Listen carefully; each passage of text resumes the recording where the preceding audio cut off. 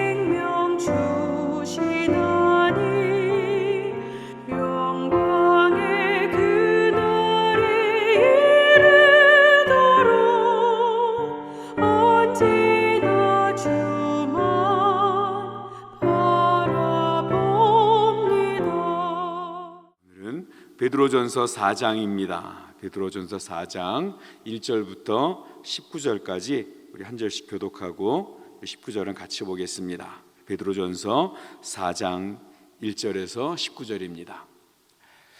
그리스도께서 이미 육체의 고난을 받으셨으니 너희도 같은 마음으로 갑옷을 삼으라.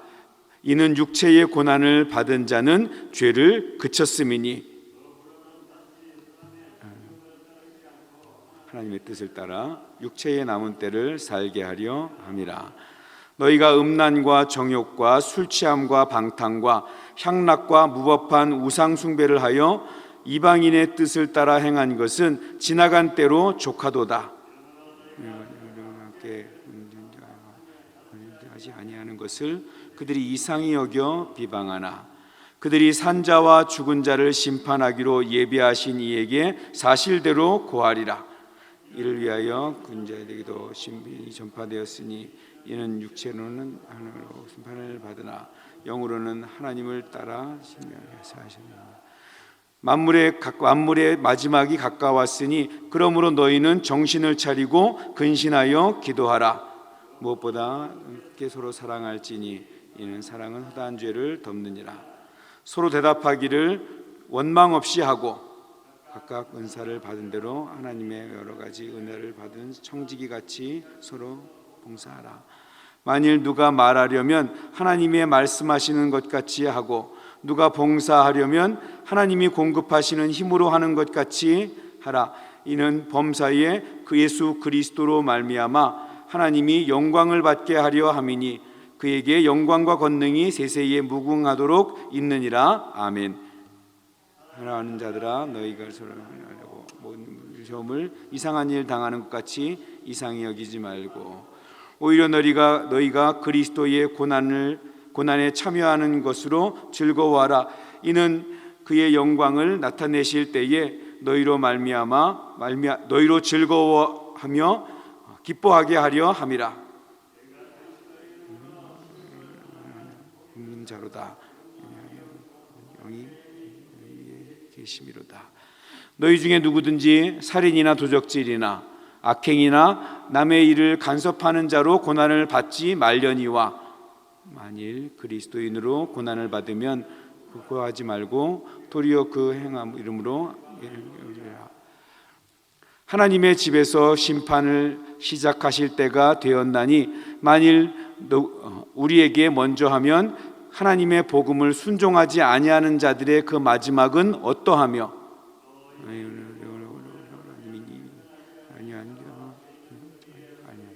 같이 봅니다. 그러므로 하나님의 뜻대로 고난을 받은 자들은 또한 선을 행하는 가운데에 그 영혼을 미쁘신 창조주에게 의탁할지어다. 아멘. 오늘은 고난의 의미라는 제목으로 같이 말씀을 나누겠습니다. 베드로전서는 흩어져 고난당하는 성도들을 붙들어주고 위로하기 위해서 쓰여진 말씀이라고 설명을 드렸습니다. 그래서 이 길지 않은 서신에 무려 21번이라고 이 고난이라는 단어가 등장을 합니다. 1절 상반절입니다. 그리스도께서 이미 육체의 고난을 받으셨으니 너희도 이와 같은 마음으로 갑옷을 입으라. 고난을 받을 이유가 전혀 없었던 예수님께서 인간을 대신해서 고난을 당하셨습니다. 그리고 그 예수님이 당하신 고난 또 죽음을 통해서 우리의 죄와 허물이 사해지고 우리가 구원을 누리게 되었습니다.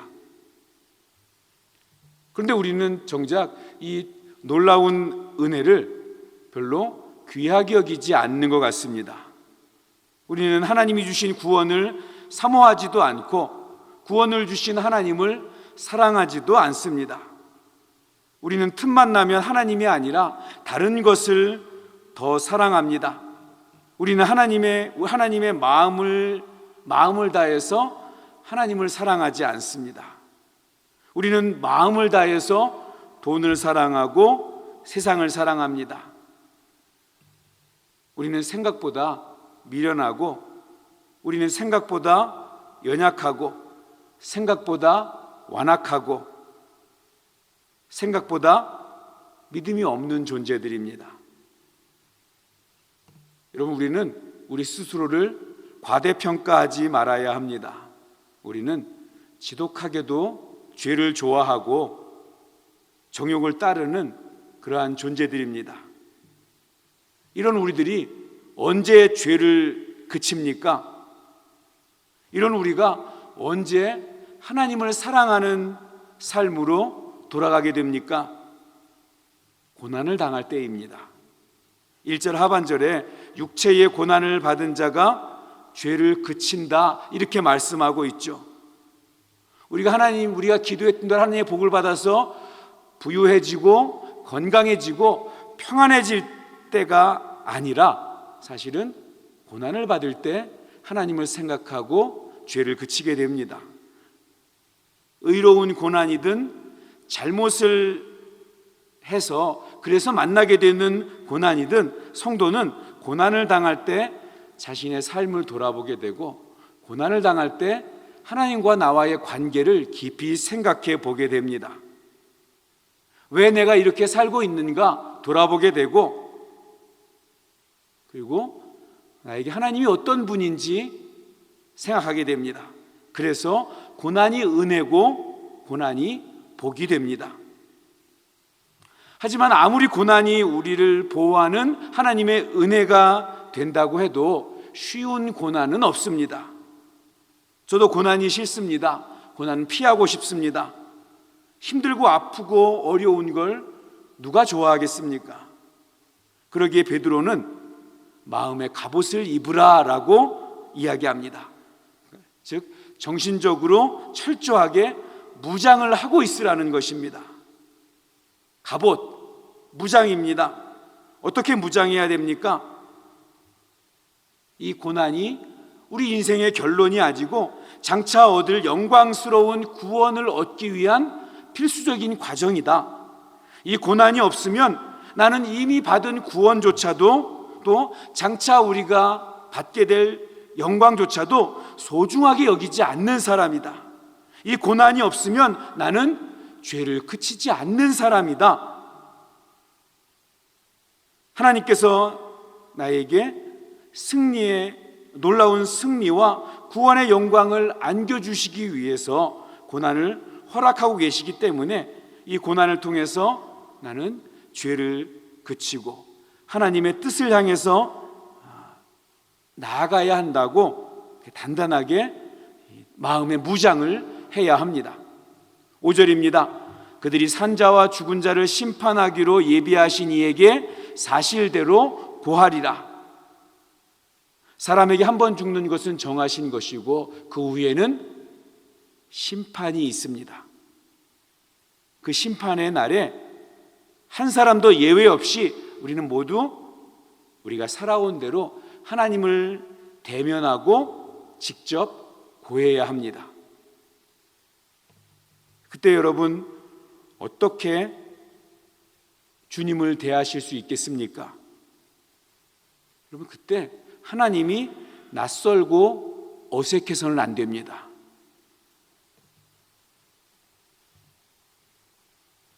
지금 잠시 이 세상이 우리를 이상하게 여기고 하나님의 말씀을 따라 다들 그